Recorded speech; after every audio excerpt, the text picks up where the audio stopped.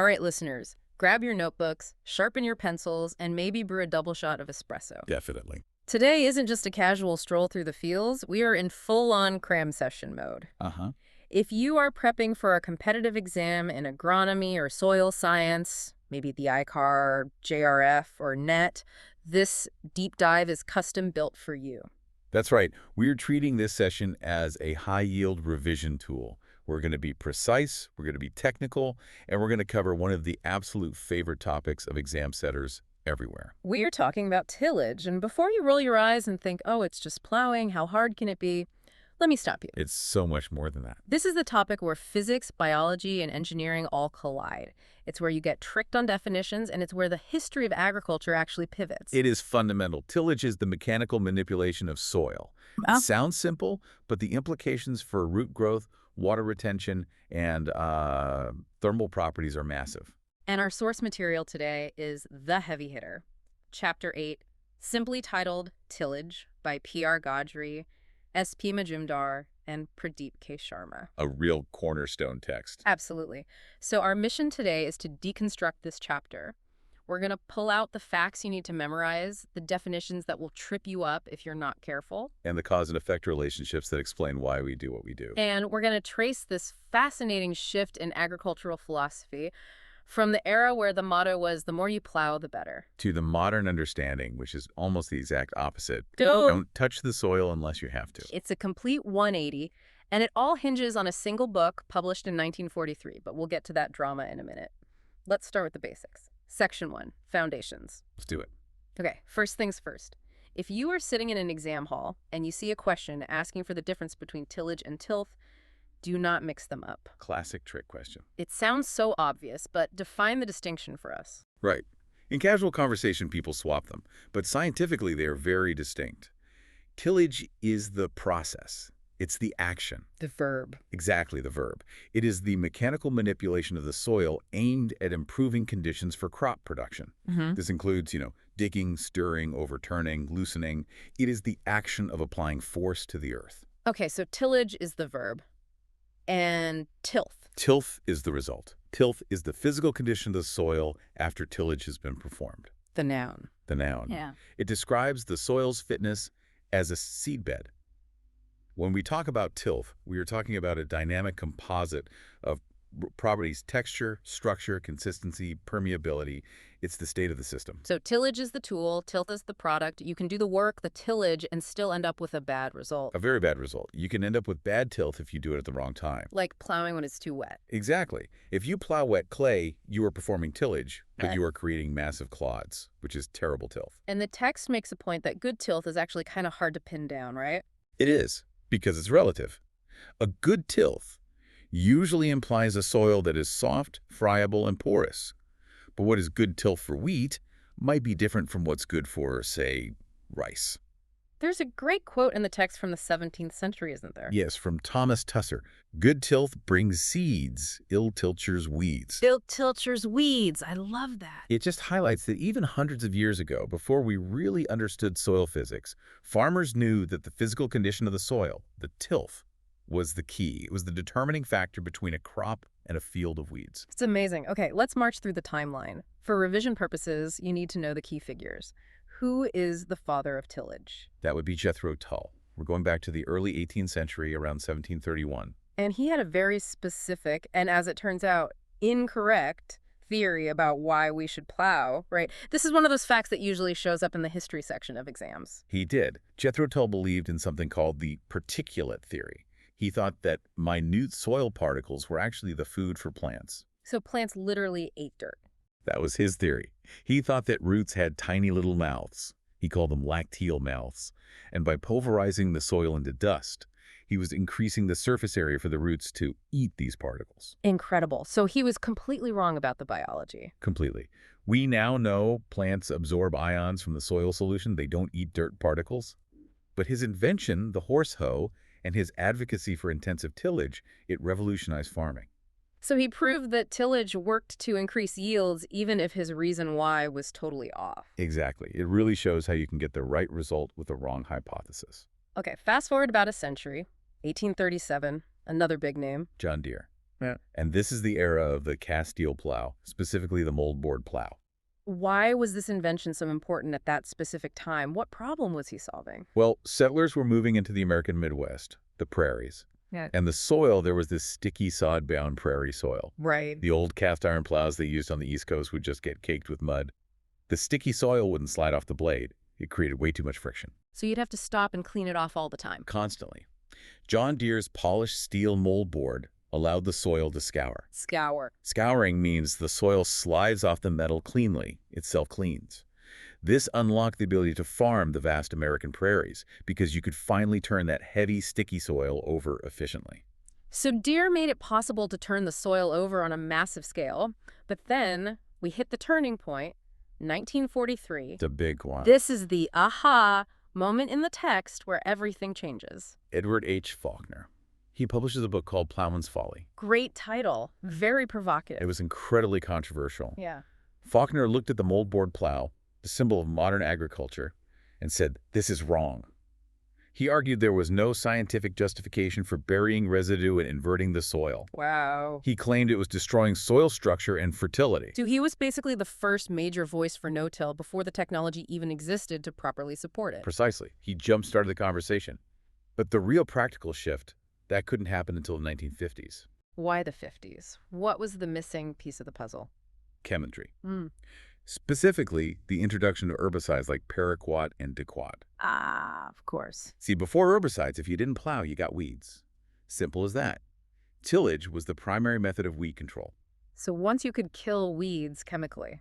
The main justification for turning the soil disappeared. That paved the way for modern no-till farming. That is a crucial connection for anyone taking notes. Herbicides made zero-till feasible. Without the chemical control, the mechanical control was mandatory. Absolutely critical. Okay, let's move to section 2. Objectives and modern classification. This is high-yield territory for exams. Definitely. If an exam asks, what are the objectives of tillage, we can usually group them into the big 3. What's number 1? Number 1, preparation of seedbed. You need a soil consistency that allows the seed to be placed at the right depth, but most importantly, you need good seed-to-soil contact. Why is that contact so vital? Because a seed is basically a tiny sponge. It has to absorb moisture to germinate. If the soil is too cloddy, the seed is touching air pockets. And air doesn't transfer water. Not efficiently, no. And if the soil is too fine or compacted, the first little root, the radical can't penetrate it. So you need a seed bed that is fine enough for contact, but loose enough for root exploration. Makes sense. Okay, number 2. Weed control. Historically, this was the primary reason farmers tilled. You turn the soil to bury the weed seeds so deep they can't germinate, or you use cultivators to slice the roots of existing weeds. And number 3. Reduction of mechanical impedance. That's a technical term for breaking up hard pans or compacted layers so roots can go deep. So if there's a dense layer, roots just stop. Or they grow sideways. Tillage shatters that barrier. And there are some secondary objectives too, right? Not just the big 3. Right. Oh yeah, incorporating manure or fertilizers is a big one. You want to make those nutrients into the root zone. Also, soil conservation like contour farming, and even insect control. How does tillage control insects? That's an interesting one. It's a form of mechanical disruption. Many pests spend their pupal stage underground. By flipping the foil, you expose these pupa and larvae to the harsh sun, which desiccates them, or you expose them to birds. So it's physical pest management. Exactly. Okay, let's visualize the triangle concept mentioned in the text. Figure 1 represents the whole spectrum of tillage systems. At the base, we have conventional tillage. Right, the old school method, often called clean tillage. And what does that involve? It's usually a two-step process. Primary tillage, opening the soil, usually with a plow to invert it, followed by secondary tillage, harrowing, leveling, making it look nice and smooth. A clean seed bed. And what's the defining characteristic regarding residue? This is a number you absolutely need to know. Less than 15%. 15. In conventional tillage, less than 15% of the soil surface is covered with crop residue after you're done planting. And for a clean farmer, the ideal is 0. The soil is bare. Okay, pros and cons. Quickly. Pros. Excellent seedbed preparation. Easy weed control without chemicals. Cons. High energy costs. You're dragging heavy steel through dirt. High labor. High risk of erosion because the soil is naked. And the formation of that plowasole we mentioned? Exactly, a hard pan from repeated machinery use at the same depth. Okay, now let's flip it. Let's go to the other end of the triangle. Conservation tillage. This is a huge topic for exams and modern agronomy. Huge. What is the technical definition? It all comes down to a number. It does. Conservation tillage is any system that leaves at least 30% of the soil surface covered with crop residue after planting. 30% is the magic number. If it's 29%, it's not conservation tillage. Strictly speaking, that's correct. The main objective here is to reduce soil and water loss. The residue acts as a shield against rain impact and wind shear. Okay, so under the big umbrella of conservation tillage, we have a few subtypes. Let's distinguish them. First, no tillage or zero till. This is the extreme end. In no-till, the soil is left completely undisturbed from harvest to planting. You don't plow at all. So how do you get the seed in? You use a specialized planter that cuts a very narrow slot, maybe 2 to 3 centimeters wide, drops the seed in, and closes the slot.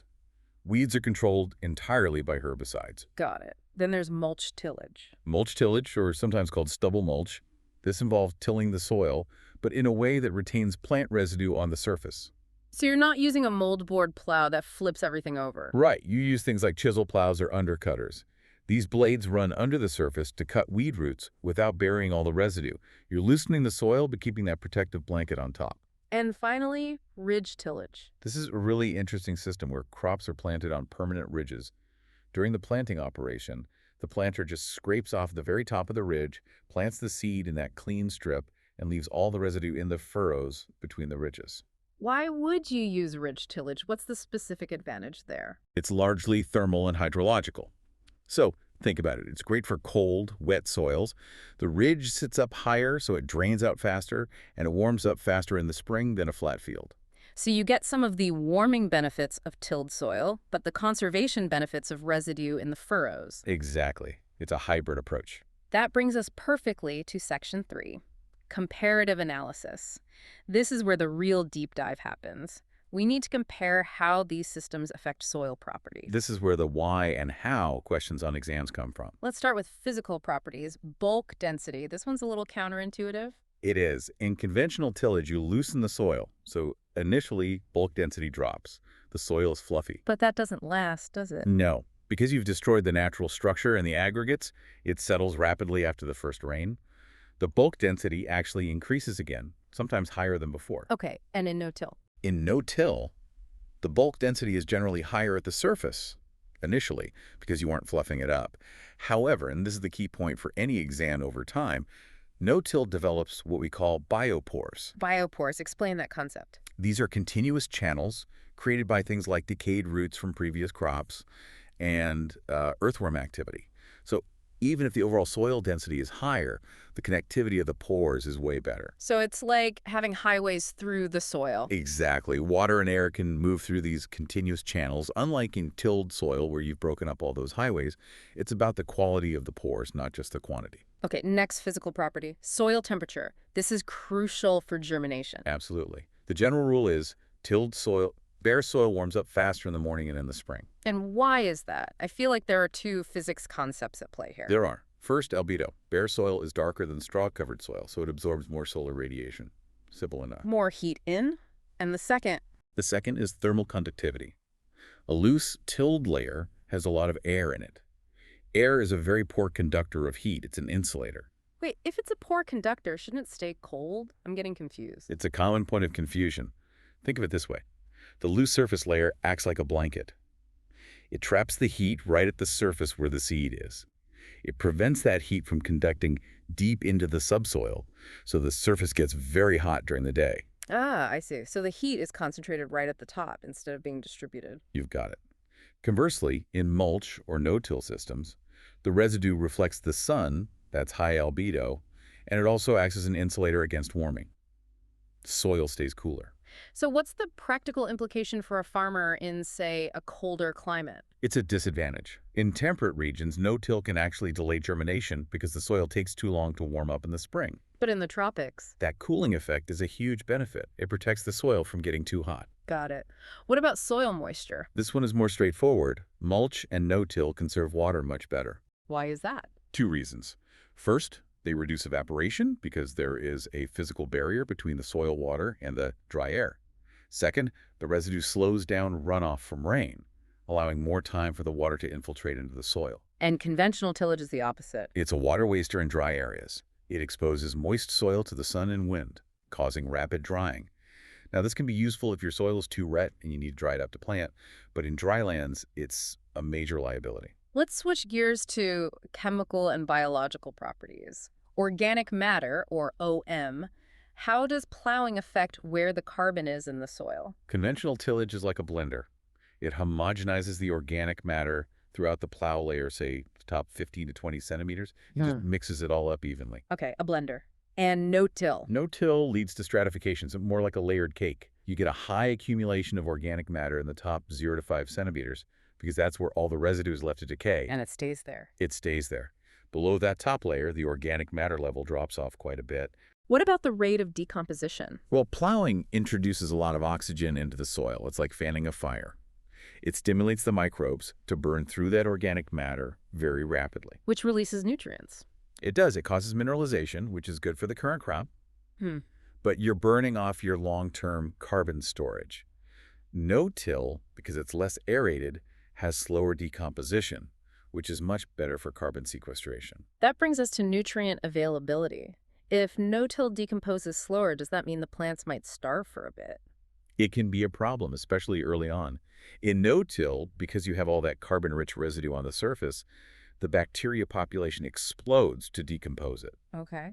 And those bacteria need nitrogen to build their bodies. So they start pulling from the soil, causing what we call nitrogen immobilization. So the bacteria are actually competing with the crop for nitrogen. Exactly. And the bacteria usually win in the short term. Yeah. So in no-till systems, you often need to place your fertilizer below the residue layer so the plant roots can get to it before the surface bacteria do. That is a critical management tip. Yep. Okay, let's move to section 4. Specialized tillage. We have to talk about rice. Ah, yes. Puddling, the great exception. Puddling is so unique. It seems to break all the rules we just talked about regarding building good soil structure. What is it? Puddling is the process of plowing and harrowing a field while it is covered in standing water.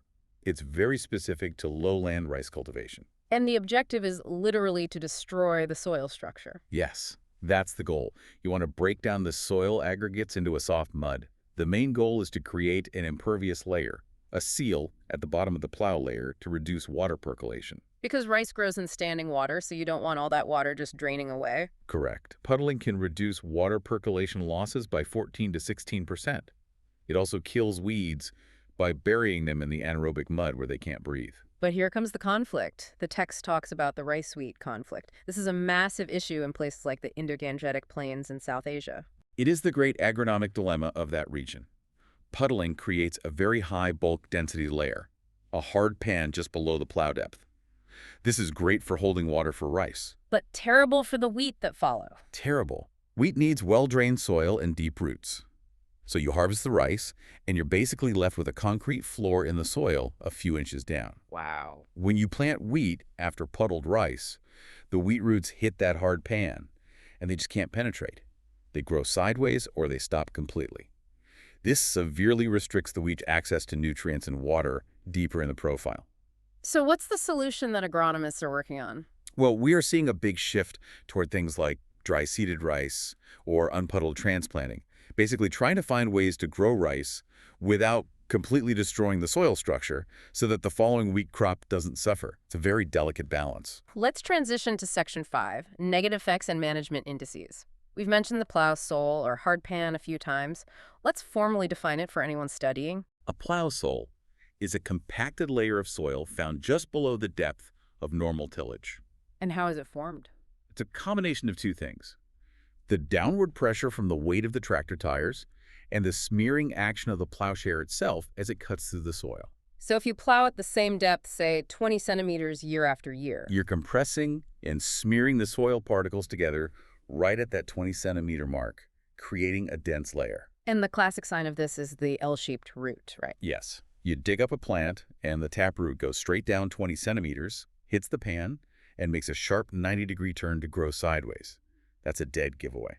It also causes water stagnation because water can't drain through it. So what's the remedy? How do you break it up? Subsoiling, or deep chiseling. You use a specialized implement with these long shanks that can go down 40 or 50 centimeters to physically shatter that pan, hopefully without turning the entire soil profile over. Okay, another negative effect is crusting. This happens on the surface. Right, and this is a major issue in conventional tillage where the soil is bare. When raindrops hit that bare soil, they act like little bombs. They blast the soil aggregates apart. I like that analogy, a raindrop bomb. The fine particles, the silt and clay, they get suspended in the water and then they clog all the surface pores. When the sun comes out, that surface dries into a hard, cement-like crust. And if a delicate little seedling is trying to push through that? It can't. Emergence fails. You might have to go in with something like a rotary hoe just to gently break the crust so the seedlings can get out. Whereas mulch would have prevented that. Mulch prevents it entirely because the straw absorbs the energy of the raindrop bomb. Okay, finally, let's briefly touch on tillage indices. If we want to measure if our tillage was successful, what are we looking at? The text mentions a few quantitative measures. We look at the mean weight diameter of the soil aggregates. Basically, does we create the right size of soil crumbs? We measure changes in bulk density, and we look at the infiltration rate. How fast does water enter the soil? So if your tillage improved the porosity, the infiltration rate should go up. It should go up, yes. These are ways to put a number on what good tilth actually is. Okay, we have covered a massive amount of ground. We've defined the terms, mapped the history from Jethro Tull to Faulkner, compared the physics, looked at Rice, diagnosed the problems. Let's move to the outro and synthesize this for our listeners. Let's bring it all together. So if I'm sitting here looking at my revision sheet, what is the one-paragraph summary of tillage? The summary is that tillage is a compromise. There is no single perfect system. It's a series of trade-offs. A balancing act. Exactly. Conventional tillage prioritizes a perfect seedbed and easy weed control, but it pays a heavy price in soil structure, erosion risk, and long-term fertility. It's sort of trading the future for the present. And conservation tillage. Conservation tillage prioritizes long-term soil health, water retention, and erosion control, but it demands a higher level of management skill, specifically with weed control and specialized planting equipment. So it's a balance between that short-term looseness from plowing and the long-term structure you get from not touching the soil. That's a perfect way to put it. And globally, the trend is moving away from iron and towards biology. The text hints at this concept of biological tillage. What does that mean? It means instead of using a steel plow to loosen the soil, we're learning to use the deep roots of cover crops and the burrowing of earthworms to do the tillage for us. Letting nature do the heavy lifting. Which brings us to our final thought. Well, nature is a no-till farmer. Right. If you look at a natural forest or a prairie, no one is out there plowing it. Yet the soil is incredibly porous, fertile, and productive. So the provocative question for you to mull over as you finish your coffee is this. Is all mechanical tillage fundamentally a fight against natural equilibrium? Are we constantly trying to force the soil into a state it doesn't want to be in? Or is the plow simply a tool that we overused for a century and are now finally learning to use with precision and only when absolutely necessary? It's the difference between imposing our will on the soil Versus working with its natural properties. Deep thoughts for a deep dive. Listeners, good luck with your exams. Review those definitions, memorize that 30% residue rule for conservation tillage, and remember the name Edward Faulkner. And remember, ill-tilcher's weeds. See you in the next one.